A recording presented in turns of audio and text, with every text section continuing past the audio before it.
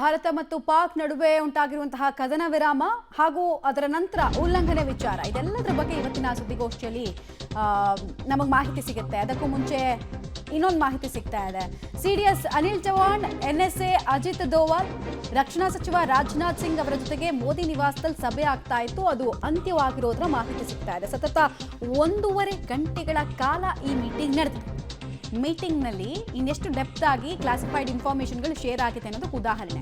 ಡಿಜಿಎಂಒಗಳ ಸಭೆಗೂ ಮುಂಚೆ ನಡೆದಂತಹ ಈ ಮೀಟಿಂಗ್ ಸಹಜವಾಗಿ ಪ್ರಾಮುಖ್ಯತೆಯನ್ನು ಹೊಂದ್ಕೊಳ್ತಾ ಇದೆ. ಯಾಕಂದರೆ ಇವತ್ತು ಡಿಜಿಎಂಒಗಳ ಮೀಟಿಂಗ್ನಲ್ಲಿ ಏನು ಚರ್ಚೆ ಆಗಬೇಕು, ಯಾವ ರೀತಿ ಅಪ್ಪರ್ ಹ್ಯಾಂಡನ್ನು ನಾವು ತೋರಿಸ್ಬೇಕು, ಯಾವ್ಯಾವ ವಿಚಾರಗಳ ಬಗ್ಗೆ ಹಠ ಹಿಡಿಬೇಕು, ಆ ಹಠ ಹಿಡಿಯೋ ತನಕ ಹೆಂಗೆ ಅವರನ್ನು ಲೈನಿಗೆ ತರೋ ಕೆಲಸ ಆಗಬೇಕು, ಎಲ್ಲದರ ಬಗ್ಗೆ ಕೂಡ ಮಾತುಕತೆಗಳನ್ನು ಮಾಡೋ ನಿಟ್ಟಿನಲ್ಲಿ ಇವತ್ತಿನ ಮೀಟಿಂಗ್ ಇಂಪಾರ್ಟೆಂಟ್ ಆಗಿದೆ. ಮತ್ತು ರಾಷ್ಟ್ರೀಯ ಭದ್ರತೆ ವಿಚಾರದಲ್ಲಿ ಭಾರತ ಇನ್ನೂ ಯಾವ್ಯಾವ ಕ್ರಮಗಳನ್ನು ಕೈಗೊಳ್ಳೋದು ಬಾಕಿ ಇದೆ, ಮಿಲಿಟರಿ ರಿಕ್ವೈರ್ಮೆಂಟ್ಸ್ ಏನು, ಎಲ್ಲದರ ಬಗ್ಗೆ ಸರಣಿಯಾಗಿ ಚರ್ಚೆ ಆಗಿರೋದ್ರ ಮಾಹಿತಿ ಸದ್ಯಕ್ಕೆ ಸಿಗ್ತಾ ಇದೆ.